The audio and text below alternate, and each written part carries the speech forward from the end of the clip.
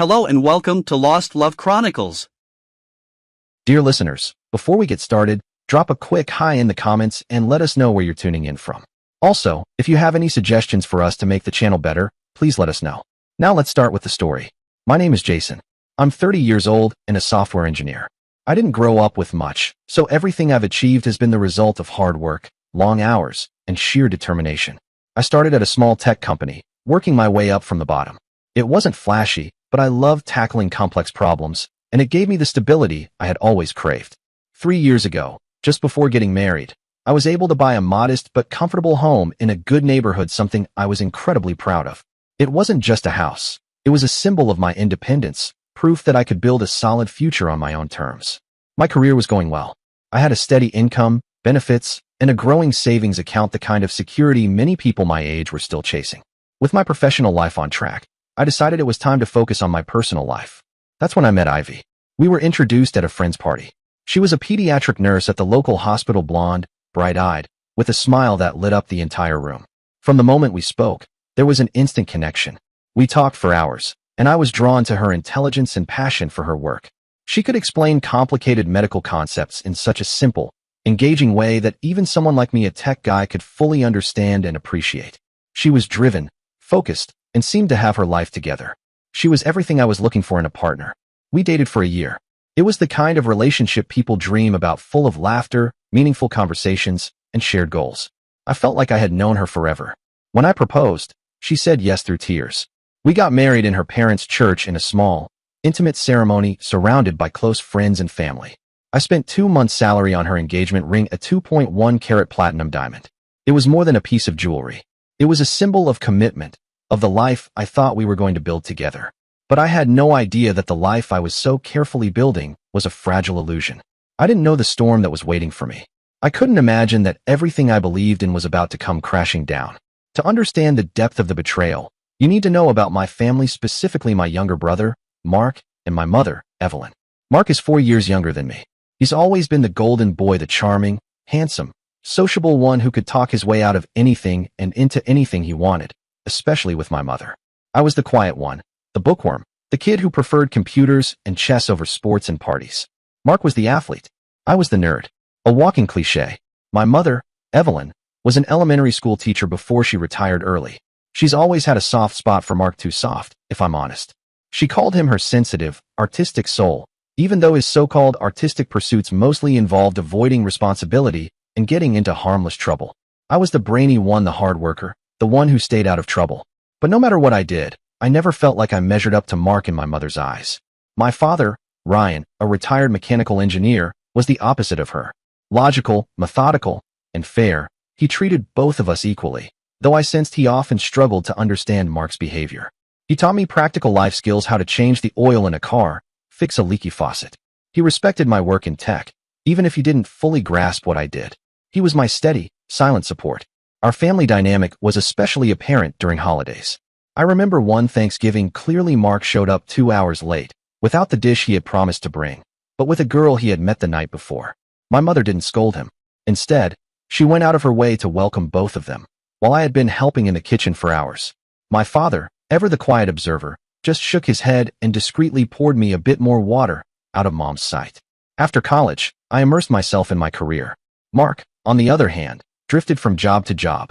He'd last a few months before quitting, always with an excuse: a toxic boss, a stifling environment. His credit card debt became a recurring problem for our parents and, at times, for me. I had to bail him out of minor legal trouble twice.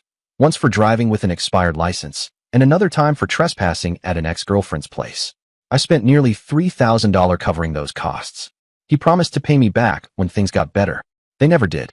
Despite my doubts and the strong reservations of my boss, Caleb, who met Mark at a company party and wasn't impressed, I vouched for him.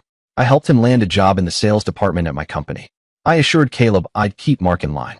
I genuinely believed that the base salary of $65,000 plus commissions, along with the structure of a reputable company, could finally give Mark the direction he needed. I spent weekends coaching him, walking him through our products and the terminology. I told him this was his chance to turn things around. He acted grateful, said all the right things. Caleb gave me a skeptical look when he hired him, one of those "I hope you know what you're doing" looks. But I believed it would work. He was family, after all. I couldn't have been more wrong. The first year of marriage with Ivy seemed good.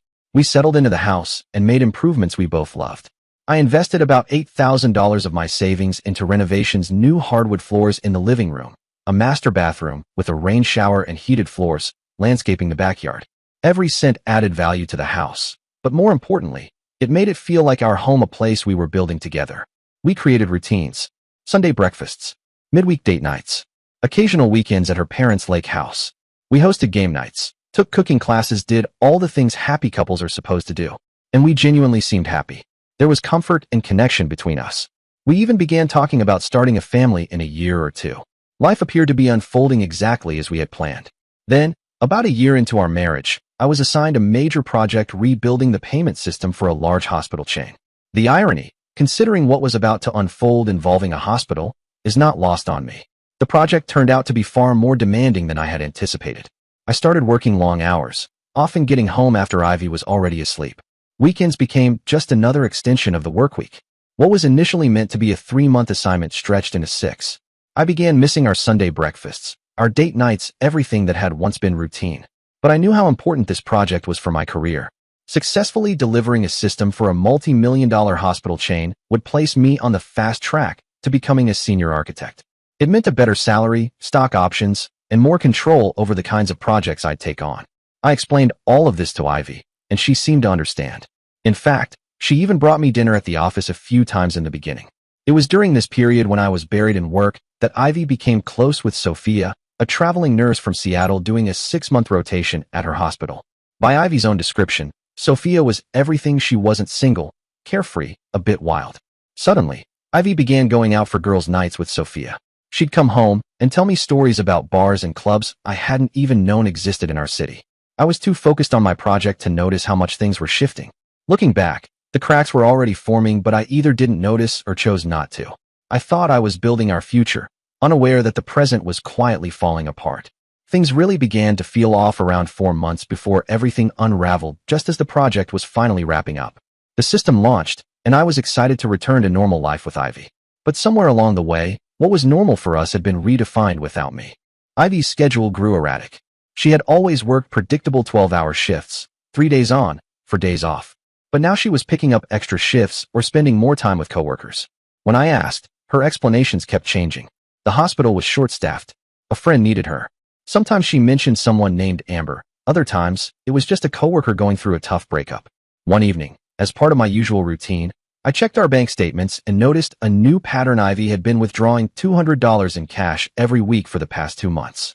When I casually asked her about it, she brushed it off, saying she preferred having cash on hand for small purchases and outings with the girls. On the surface, it made sense, but it was completely out of character for her. She had never withdrawn that much cash before. I tried to reconnect.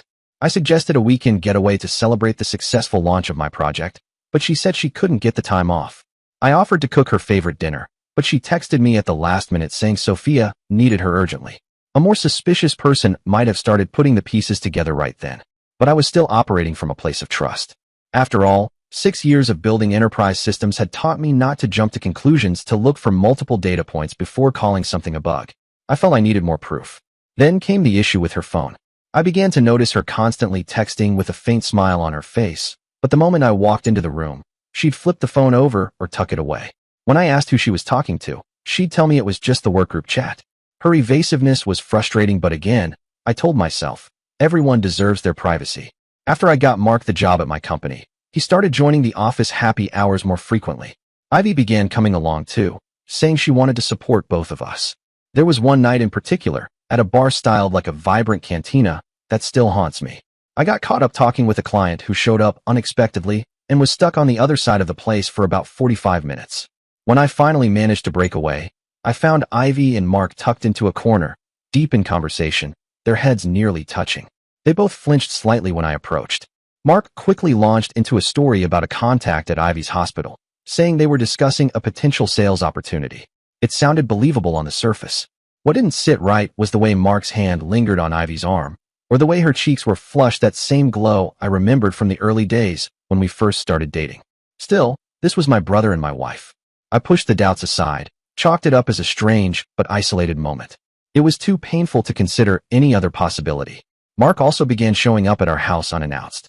He'd bring Ivy small gifts, her favorite coffee from a specialty cafe downtown, fancy chocolates, scented candles she liked. When I thanked him for the thoughtful gestures, he'd just smile and say, "Just taking care of my sister-in-law." At the time, I genuinely thought he was just being considerate, a sign that my efforts to help him settle into a more stable life were paying off, that he was finally becoming part of our family. I couldn't have been more wrong. At work, Mark started excelling in sales. To my surprise, he exceeded his quota 3 months in a row, hitting 115%. He began dressing better, seemed more driven. Secretly, I felt proud. I thought my guidance had made a difference. Some coworkers even congratulated me for helping turn him around, and I felt a misplaced sense of brotherly pride. Austin, a close colleague of mine, once made a passing comment with a curious smile that Mark seemed happier than ever, like someone who had just won the lottery or fallen deeply in love. I assumed he was talking about Mark's success at work, but now I understand exactly what that smile meant. About 2 months after Ivy's behavior began changing, she started getting sick in the mornings. I'd hear her in the bathroom around 6 a.m., always with the shower running. One morning, I got up to check on her. I held her hair back while she vomited and gently suggested that maybe she was pregnant. She panicked, visibly shaken, and insisted it was just a stomach virus going around the hospital. She immediately scheduled a doctor's appointment, but didn't want me to come with her, saying it was nothing serious. I was tracking her cycle on my calendar after all. We had been trying for a baby. She was 2 weeks late, something that had never happened before. Still, I didn't press the issue. I assumed she just wanted to be certain before sharing the news. Around that same time, Raphael, a friend of mine who works in hospital administration, not at Ivy's hospital, called me up to grab a drink. As we caught up, I mentioned Ivy's strange stomach issues. He raised an eyebrow, then said with a wink, "Morning sickness, bro." I laughed it off and told him Ivy denied, but he gave me a look. "Are you guys still trying?" Raphael asked. When I said yes, he just nodded and abruptly changed the subject. That night, he sent me a message. "Hey, I don't want to cause trouble, but how's Mark doing at your company?" I replied that Mark was doing well, hitting his sales targets, seemingly thriving.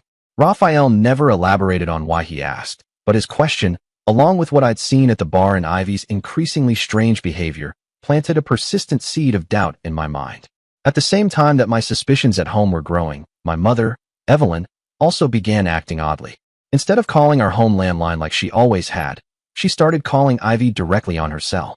When I happened to be around during one of these calls, I'd hear Ivy saying things like, "Yes, I already have that prescription," or "I'll check on that offer." But the conversation seemed far too long to just be about prescriptions or basic errands. One day, I walked into the room while they were on speakerphone. As soon as Evelyn realized I was there, she quickly said, "Oh, Jason's home, we'll talk later," and hung up. My mother had always liked Ivy, but suddenly there was a new kind of closeness between them, one that excluded me. They went shopping together, shared inside jokes that I didn't understand. At one point, Evelyn even gave Ivy a family heirloom, a necklace that, since I was a child, had been promised to my future wife. When I told her I was surprised she had already given it to Ivy, her response was slightly curt. "Well, she's your wife now, isn't she?" Something in her tone felt off-guarded, almost defensive. Then came a visit from Aunt Carmen, my father's reserved but perceptive sister, who dropped by my parents' house about a week before everything unraveled. I stopped in to greet everyone. Ivy and Mark were also there. At one point, I noticed Carmen observing them as they stood in a quiet corner of the garden, laughing closely, their heads tilted together in a way that didn't look like typical in-law chatter. There was an uncomfortable intimacy to it. Carmen looked at me, then back at them, and gave a nearly imperceptible shake of her head. Later, I found out she told my father that something about their behavior didn't seem right. But my mother dismissed her concern immediately, saying, "Carmen always sees ghosts." Just another attempt to brush aside what I couldn't yet bring myself to confront. Around that same time, Austin, my colleague at work, brought up Mark again. He told me he'd seen him in the company parking lot one Saturday morning, dressed up like he was heading out on a date. Mark had looked startled when he noticed Austin. He also mentioned overhearing Mark on the phone recently, having an agitated conversation about needing money urgently, and that Evelyn would take care of it. All these fragments, scattered and seemingly unrelated, were starting to form a disturbing picture. I felt a growing pressure inside me, the need to know. My logical mind, the one trained to identify patterns, kept insisting that there were too many anomalies, too many unexplained behaviors. I reached a point where I could no longer pretend that everything was fine. I needed something definitive, clear evidence that would either confirm or dispel my fears. I knew that checking Ivy's emails would be a violation of trust, a step I never imagined taking. But given everything, it felt like the only path left to clarity. It had become a spiral of distrust I couldn't escape. The tension at home was almost tangible, at least to me. Ivy either didn't notice it or had simply become a better actress. I remember one particular afternoon when I came home earlier than expected. My car had broken down, and I returned by taxi. As I stepped through the front door, I heard voices coming from the living room, Ivy's laugh, light and carefree, and Mark's voice. They were chatting about something trivial, sharing an anecdote. I froze. Mark? He hadn't said he was coming over. I walked slowly toward the living room and saw them sitting on the couch, far too close. Ivy had a book open on her lap, and Mark held a cup of coffee. There was nothing overtly incriminating about the scene, but the way they shifted slightly apart the moment they saw me. The startled looks on their faces, especially Ivy's, set off alarms in my head. Jason, what are you doing here? Ivy asked with a smile that felt forced. My car broke down, I replied, my voice more tense than I intended.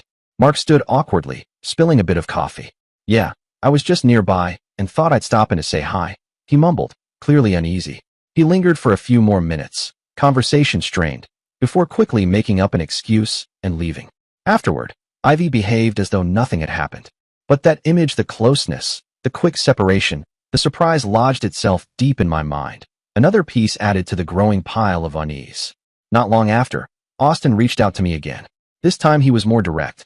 He told me he'd seen Mark in the company parking lot several times at unusual hours, sometimes accompanied by a woman. He couldn't say for sure it was Ivy, but the description wasn't far off. More troubling was what Austin had overheard fragments of Mark's phone calls where he spoke about needing money, a serious problem that only one person could fix. And in those tense, whispered conversations, Ivy's name had come up in a context that had nothing to do with work. Austin was concerned. He knew Mark was my brother and didn't want to cause issues, but he felt I deserved to know. His words hit me like a brick. Suddenly, all the strange pieces, the hints, the changes in behavior, the awkward interactions began aligning into something undeniable. That night, the weight of anxiety became unbearable. I could no longer convince myself that I was imagining things. The lies, the secrecy, the subtle warnings from friends, Aunt Carmen's quiet observations, Austin's revelations, Ivy's sudden cash withdrawals, her erratic work schedule, her panic when I mentioned the possibility of pregnancy. I knew what I was about to do crossed a line of betrayal of the trust that should exist in a marriage, but I was past the point of second-guessing. I needed the truth. I had to look where I knew the answers might be hidden. Ivy's email, accessed from the shared home computer. It wasn't really about the excuse I gave to check on a furniture delivery. That was just the surface. What I truly needed was clarity, no matter how painful. It was a Thursday afternoon. Ivy was at work. I told her I had to stay home to wait for an important work call, but in reality, my mind was far from any project. All I wanted was the truth. The house was silent, the kind of silence that presses down on your chest. The air felt heavy, thick with a tension only I seemed to notice. I sat at the computer in our shared study, my heart pounding in my ears. For a moment, I hesitated. A part of me, the voice of my conscience, urged me to stop, to respect her privacy, to remember that trust is the cornerstone of any marriage. But another voice, louder and more insistent, born from months of doubts, fears, and ignored red flags, pushed me forward. I opened the browser and logged into Ivy's email. As the inbox loaded, my breath caught. There it was at the very top of her recent messages, a thread between Ivy and my mother, Evelyn. The subject line hit me like a punch to the gut. That Jason does not find out. The world seemed to stop. My stomach churned with a wave of nausea that eclipsed the morning sickness Ivy had faked. I stared at the words, frozen, horrified. That I don't find out about what? What secret could my wife and my own mother be hiding from me? My thoughts raced, pulling together every strange moment, every suspicious glance and convenient excuse. I already knew, deep down, that this was betrayal. The email subject just gave it a name, but I still had to know the full extent of it. Hands trembling, I clicked the thread. What I read felt like being bludgeoned repeatedly, every message a fresh blow. The emails went back 3 months, all centered around covering up Ivy's affair with Mark. At first, the messages were cautious. Evelyn asking Ivy if she was sure about what she was doing, warning her to be more discreet around me. But that caution didn't last. Soon, the tone turned cold, methodical, explicit, strategic. My own mother, the woman who raised me, was advising my wife on how to lie to me. She coached her on faking extra shifts at the hospital, offered excuses to use if I asked questions, even suggested using her own house as a place for Ivy and Mark to meet when my father wasn't around. One line burned itself into my brain. Ryan always plays 18 holes on Thursdays, so you'll have at least 4 hours. She had built a schedule around my father's absences to give them time together. The betrayal wasn't just emotional, it was logistical. Clinical. My mother enabling my wife to cheat on me with my brother. And then came the worst part, the latest emails. Ivy was 2 months pregnant, confirmed by her doctor. And they didn't know whose child it was, mine or Mark's. The timeline of her encounters with both of us overlapped. One message had Ivy panicking after I mentioned that her morning sickness might be pregnancy-related. My mother's reply? Cold. Cruel. Calculating. She told Ivy to say it was mine. That I would be a better father than Mark anyway. What he doesn't know won't hurt him. Reading those words was excruciating. Each sentence was a knife. It wasn't a moment of weakness or a single mistake. It was an orchestrated betrayal, repeated and sustained by the 3 people I trusted most: my wife, my brother, and my own mother. A conspiracy built inside my own family. I felt physically sick, as if something inside me had been violently torn apart. I sat in front of the screen for what felt like hours, my heart pounding erratically, my mind paralyzed by shock. I kept rereading the emails, desperately hoping to find anything that would prove it was all a misunderstanding, a sick joke, a nightmare I would wake up from. But it wasn't. It was real. Horribly real. The evidence was overwhelming. Undeniable. Final. The initial wave of despair slowly gave way to something colder resolve. I couldn't let them do this to me. I couldn't let them tear my life apart and walk away unscathed. The engineer in me took over, methodical, logical, focused. I needed to protect myself. I needed proof, tangible, irrefutable.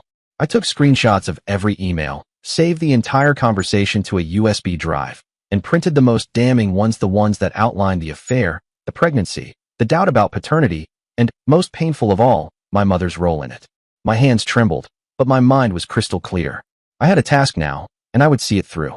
I needed someone I could trust, someone outside this toxic web. I called Caleb, my boss. My voice cracked as I told him that something terrible had happened and that I needed his advice urgently. He listened patiently.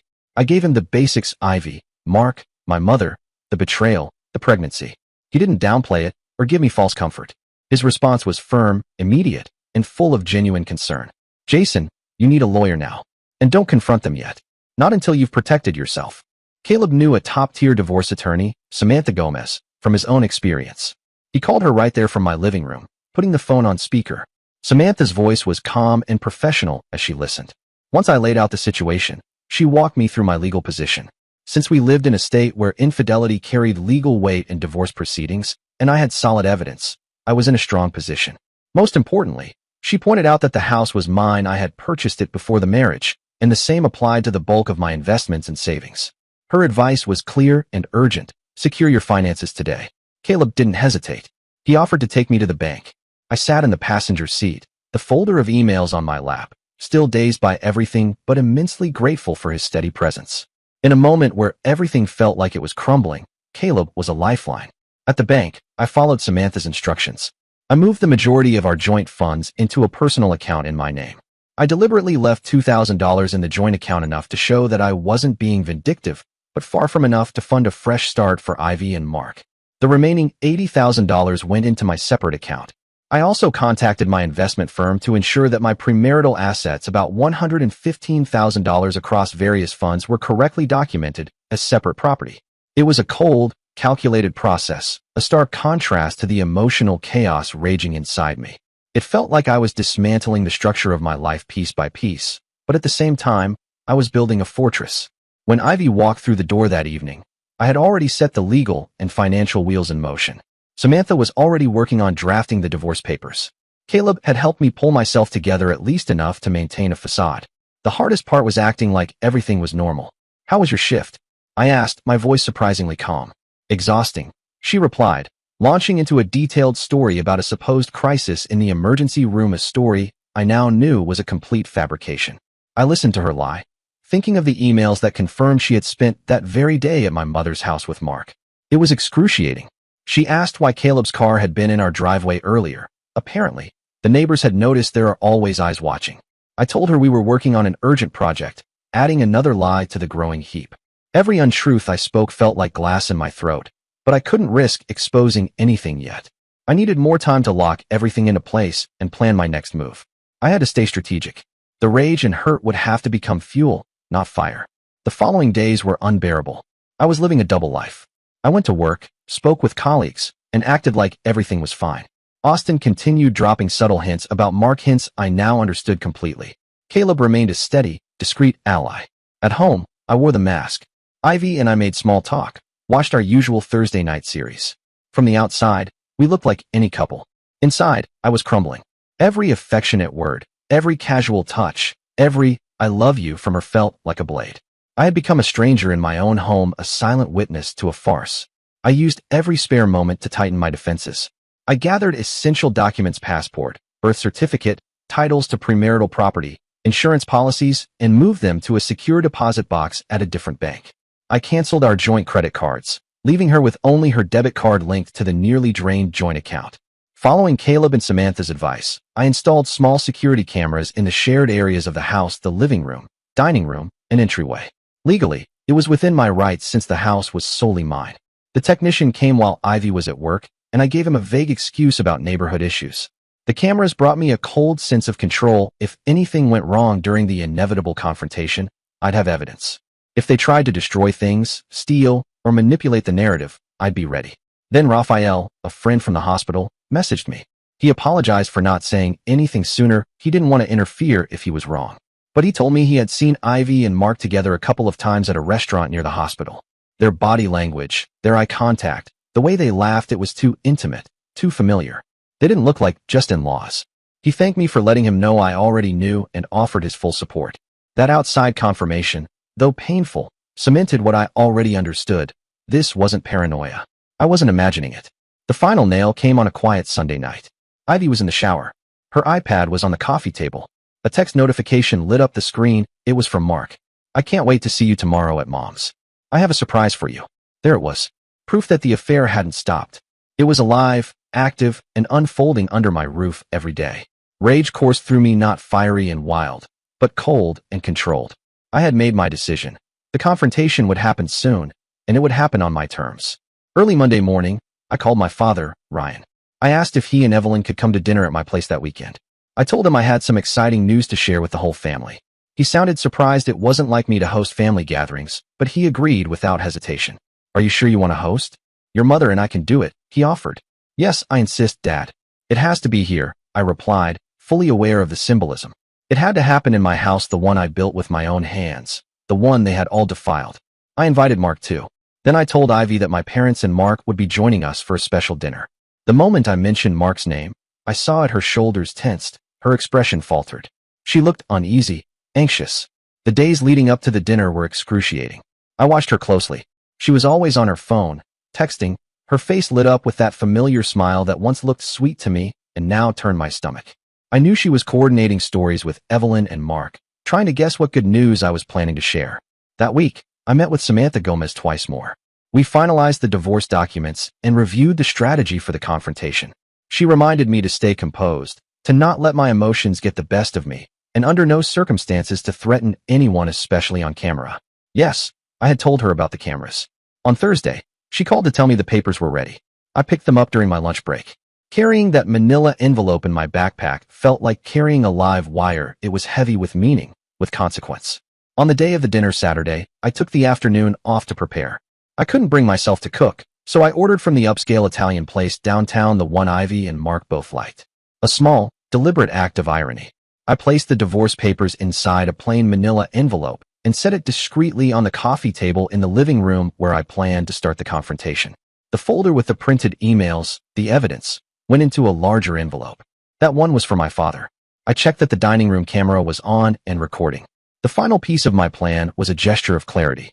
I cashed in some of my stock options and requested a certified check for $10,000, the exact amount my parents had recently lent Mark to cover yet another round of credit card debt. It was simple. My father, Ryan, was the only truly innocent person in this web. He deserved to have his money back before the storm hit, before the family unraveled, and Mark disappeared again with more debts in his wake. It was both a gesture of respect and a quiet signal that I knew everything. My parents arrived first, around 6:30. Evelyn gave me a stiff, uneasy hug, her eyes scanning the room. "Where's Ivy?" she asked immediately. Her voice was tense. "She's upstairs, finishing getting ready," I replied, my voice surprisingly steady. Ryan greeted me with his usual calm hug, curiosity shining in his eyes about the good news. Mark arrived last, around 6:45, walking in with that arrogant smile that made my fists clench. He gave me one of those fake, brotherly hugs, slapping me on the back as if we were still close. I had to summon every ounce of self-control to keep my mask in place. Ivy came down the stairs wearing that blue dress I'd bought her for our anniversary. She looked nervous, but stunning, an image that only fueled the rage burning inside me. We sat down to dinner. The table was elegantly set, and the aroma of Italian food filled the room, a cruel contrast to the heavy tension hanging over us. I tried to keep the conversation light, work, weather, my father's golf game, but Evelyn kept shooting anxious glances between Ivy and Mark. Ivy barely touched her food, just pushing it around her plate. The silence was thick and uncomfortable. After the main course, Ryan, still unaware of the storm brewing, raised his glass with a warm smile. "Well, son," he said, "what's this good news you wanted to share with us?" In that moment, a strange calm washed over me. I smiled coldly and reached under the table, retrieving the manila envelope with the divorce papers. "Actually, I have something very important to share," I said, sliding the envelope toward Ivy. "These are the divorce papers." The room plunged into heavy silence. Ryan's smile vanished. Ivy's face turned completely pale. What are you saying?" she whispered, not even opening the envelope. Evelyn let out a dramatic gasp. "How dare you, Jason? Accuse her of such a thing? Ivy would never." I cut her off, knowing she would try to distract, deny, and blame me. I pulled out the second envelope, the one holding the evidence, and handed it to my father. "And these, Dad, are emails between Mom and Ivy discussing the affair and how to hide it from me. It's been going on for at least 3 months. Mom has been the main accomplice." Ryan's hands trembled visibly as he took the envelope and began reading the printed emails. The color drained from his face. Mark abruptly stood, knocking over his chair. "You had no right to check her emails," he shouted, trying to deflect, as if that were the real crime. "I think I had every right to know that my wife has been sleeping with my brother and might be pregnant with his child," I said, my voice still surprisingly calm despite the volcanic rage inside me. "How long were you planning to hide this, Ivy? Were you going to pass the baby off as mine?" Ivy burst into tears. "It's not what you think. I love you. It was a mistake, a 3-month mistake with my brother, while my mother covered for me." I laughed bitterly, but there was no humor in it. "And now you're pregnant." Evelyn tried to snatch the papers from Ryan, but he held them just out of her reach. "Evelyn, what is this?" Ryan asked, his voice low and controlled, tinged with danger. "You helped hide this from Jason." Real panic replaced the fake outrage on my mother's face. "Ivy, you told me you were sure it was Jason's," she said, trying to shift the blame onto Ivy to save herself. Ryan looked up from the emails, his face hard as stone. "Evelyn, did you know about this? Did you help hide it from our son?" His voice was barely a whisper, but carried deadly seriousness. Evelyn began crying, playing the victim. "I just wanted to protect the family. Mark made a mistake, but breaking up the family won't help anyone." Then Mark, with his usual arrogance, scoffed. "Come on, it's not that big of a deal. Ivy and I connected, it happens. Jason is always working anyway. He barely pays attention to her." Something inside me finally shattered. The icy calm vanished in an explosion of pure, visceral rage. I stood up, circled the table, and punched him square in the nose. There was a satisfying crunch. Blood immediately poured down his face. He staggered back, knocking over a side table. "Evelyn," she screamed, rushing toward him.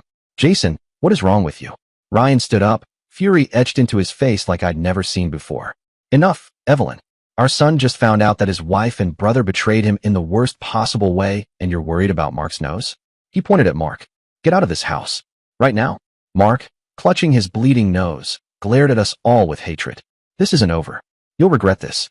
He spat the words before storming out the front door. Evelyn tried to follow, but Ryan grabbed her arm firmly. "You stay here. We have a lot to discuss about your role in this." Ivy was still crying at the table. "Jason, please, we can fix this. I'm so sorry. It was a terrible mistake." I turned to her, feeling nothing but cold contempt. "I want a paternity test. If you keep this baby, I need to know if it's mine. Either way, we're done. This is over." I took out the certified check for $10,000 and handed it to my father. "This is to pay back what Mark borrowed from you recently, Dad. You deserve to get your money back before this whole thing falls apart." Ryan looked at the check, then at me. His eyes filled with sadness and understanding.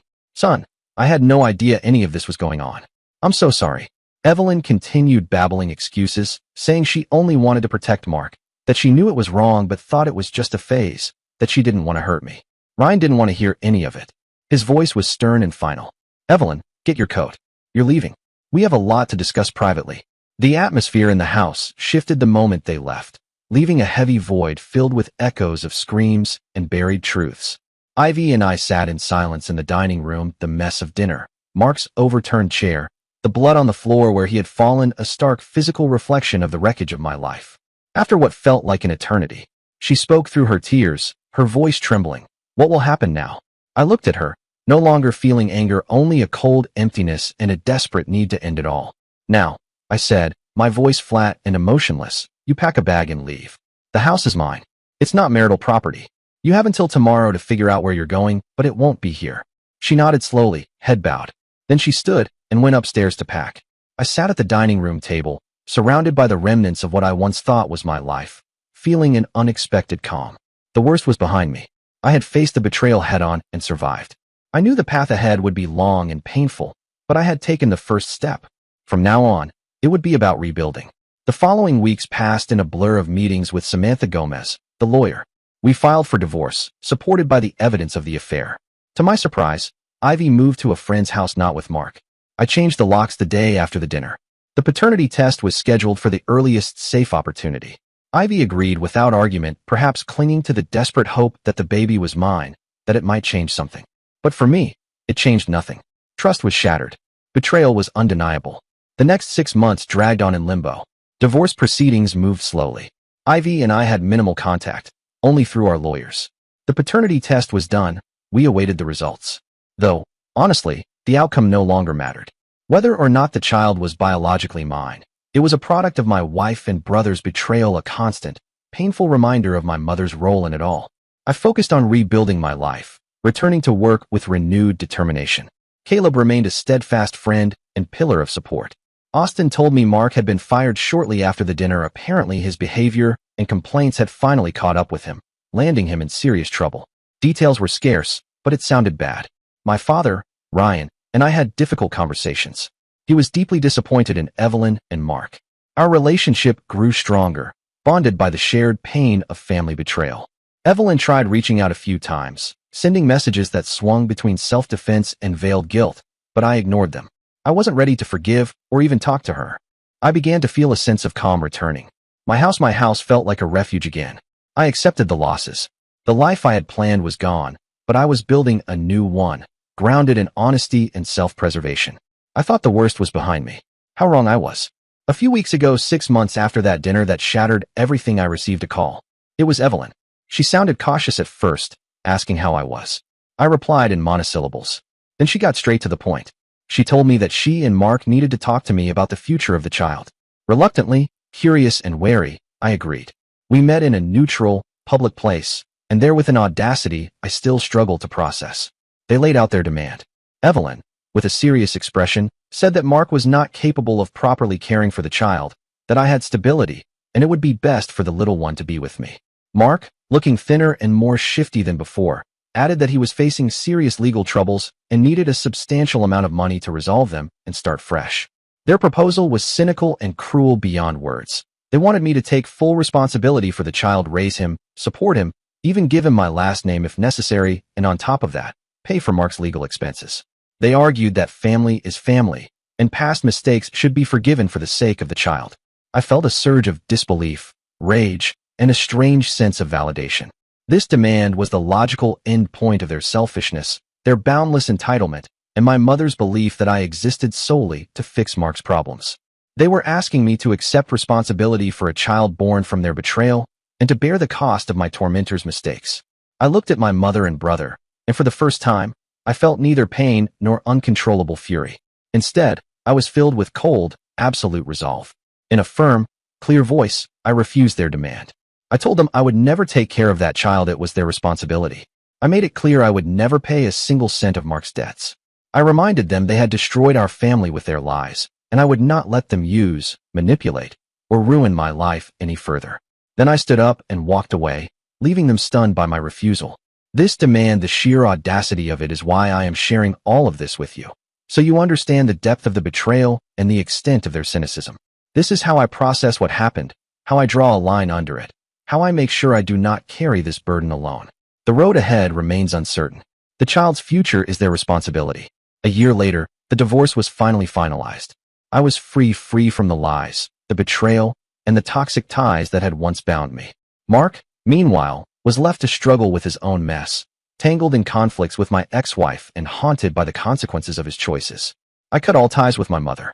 The only time I ever acted civil toward her was when family functions made my presence unavoidable, and even then, it was nothing more than a polite formality. Through it all, my bond with my father remained unbroken, even strengthened by the shared pain we had endured. In him, I found a steady anchor, a reminder that despite everything, some connections are worth holding on to. I was finally rebuilding not just a life, but a future on my own terms. Dear listeners, please share your thoughts in the comments section below and don't forget to like, share, and subscribe.